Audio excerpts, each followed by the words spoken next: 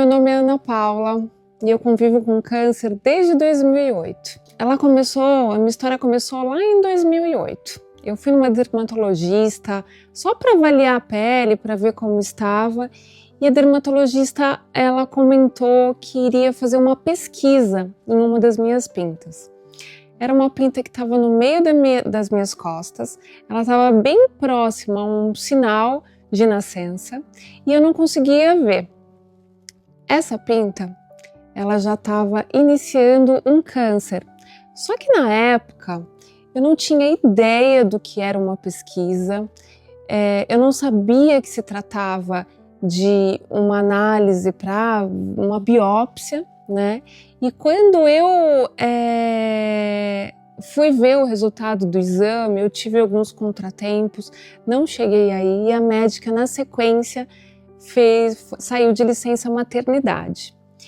Depois de um ano dessa análise, dessa pinta, ela voltou. E ela voltou com algumas características que eu fui ver na internet e logo de cara eu já percebi que era um melanoma. Eu não sabia que melanoma era um câncer tão agressivo, era um câncer de pele tão importante, que ele poderia causar nódulos duros no meu corpo inteiro. Quando eu fui até a dermatologista, ela analisou a pinta e ela também teve a mesma impressão e falou: Ana, aqui com certeza é um câncer.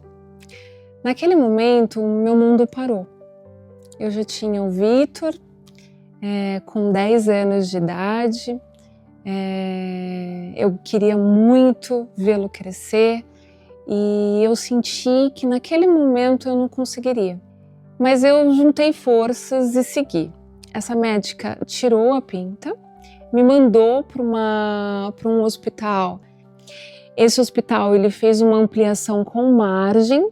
Naquele momento, em 2008, eu já não tinha sinais de metástase e segui minha vida. Só que em 2012, em um dos meus exames de rotina, e lá constatavam vários nódulos.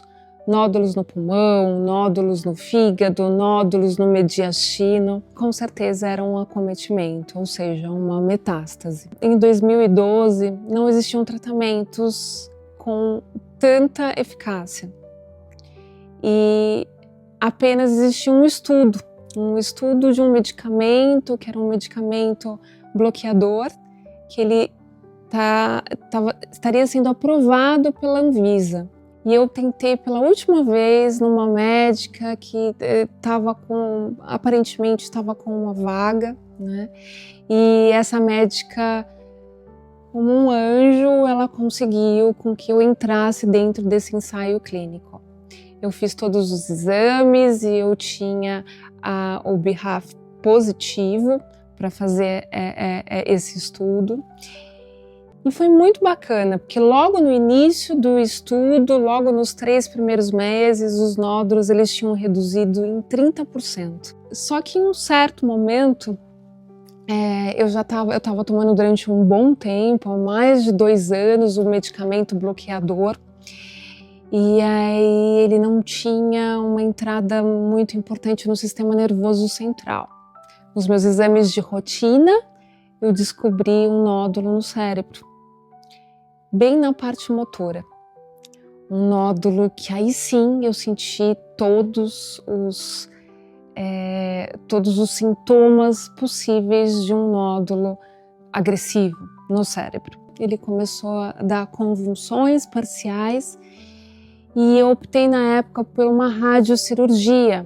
Depois de 6 meses da rádio, o nódulo começou a crescer novamente. E aí a gente optou em fazer uma cirurgia aberta. Foi incrível, foi uma grande vitória, só que depois de 3 meses esse nódulo voltou no mesmo lugar, voltou do mesmo tamanho, e ele falou: Ana, as chances, né, de eu conseguir tirar esse nódulo agora por inteiro, elas estão bem menores, e existe uma grande chance de você perder movimentos se eu seguir. E aí, quando eu fiz essa cirurgia, ele conseguiu tirar 50% do nódulo. Só que a minha médica, minha grande médica, que também tem um grande sorriso nos olhos, ela já tinha uma carta na manga, que era a imunoterapia. A imunoterapia, ela foi algo muito, mas muito importante. Ela logo de cara, ela já reduziu quase a zero o nódulo cerebral, ela reduziu todos os nódulos do corpo e depois de alguns meses só apareciam captação em 2 linfonodos do mediastino. E eu segui fazendo a imunoterapia porque ainda era muito novo e a gente não sabia quanto tempo eu deveria seguir com o medicamento. Só que em um certo momento aumentou um pouco o grau de atividade nesses linfonodos e a gente resolveu fazer a junção de 2 imunoterapias.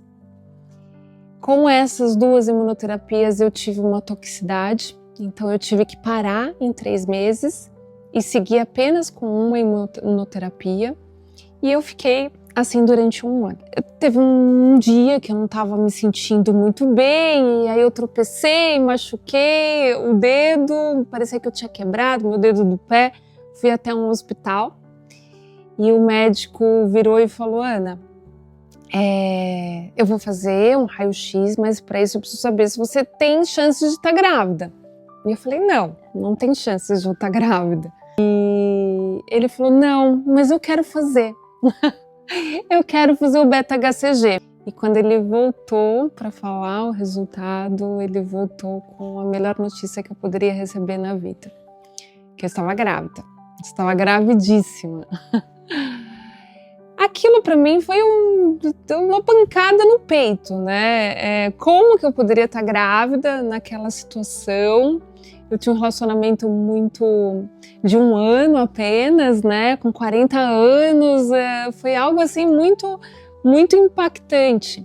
Então eu fui buscar os melhores especialistas. O primeiro especialista falou que eu não poderia desenvolver a placenta. O segundo, que também tinha aquele sorriso nos olhos, falou: Ana, vamos embora, eu vou com você. E aí, o que foi mais interessante foi que eu não pensei 2 vezes em seguir com a gravidez. Meu menino hoje está com 6 anos, perfeito, lindo e com muita saúde. O meu mais velho tem 27 anos, então hoje eu tenho um testemunho que eu convivo com a doença sem nenhum sinal